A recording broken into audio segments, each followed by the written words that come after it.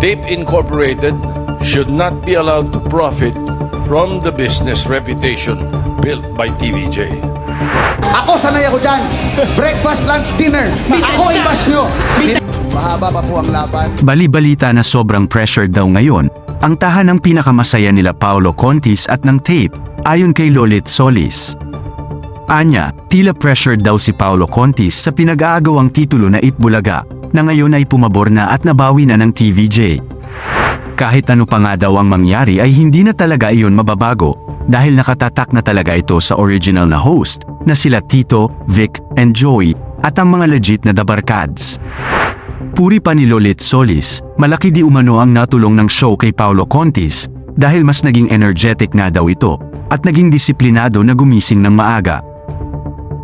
Sa mga natatanggap nga na mga bash nitong naging host na si Paolo Contis ay naiisip nga na di umano na magbakasyon muna para nga makapag-relax sa nangyaring sigalot sa agawan ng title ng mga halushos at ng TVJ.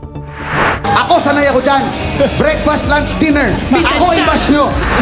Pero ang pinaka-worst pa nga na posibleng mangyari ay baka nga daw mag-resign ito sa show. Pero dalangin nga ni Lolit Solis ay wag naman daw sana mangyari ito.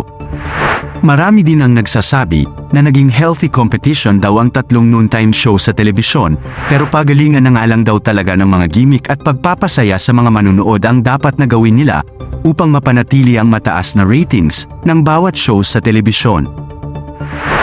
Ngayong simula ng taon na 2024, ay pipilitin nga ng tatlong noontime shows na mag-attract pa ng mas maraming manunood sa kanilang programa at mas gagawing masaya ang bawat segments na maiisip nila.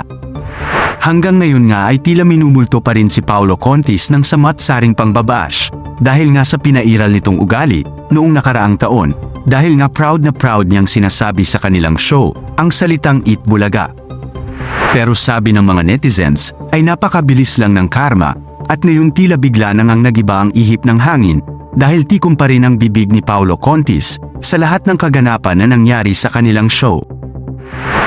Mahaba pa po ang laban. Tanging ngiti na nga lang muna ang makikita natin sa kanya kahit alam natin na sa likod ng mga ngiti ni Paolo ay lungkot at pagkadismaya nga ang nararamdaman nito, pero syempre hindi niya pwedeng ipakita ito sa publiko o marahil sinabihan na siya na mas maging maingat na lang at bawasan ang pagsasalita para na din sa ikakapayapa at ikakabuti ng kanilang show.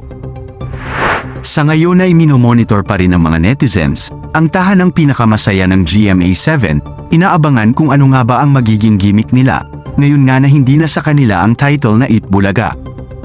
Tinitignan din ng mga netizens kung konti-konti na nga ba malalagas ang mga host nito o mas madadagdagan pa sila para nga mas pabutihin pa ang kanilang shows. Bali-balita nga din na kung hindi nga daw mag-click ang tahanang pinakamasaya, ay baka mapilitang ipasara na nga ito ng GMA7 at ipalit nga dito ang noontime show na It's Showtime. Ito nga din ang hiling ng ibang fans ng It's Showtime, ngayon alam natin na nasa GTV na ang noontime show na It's Showtime.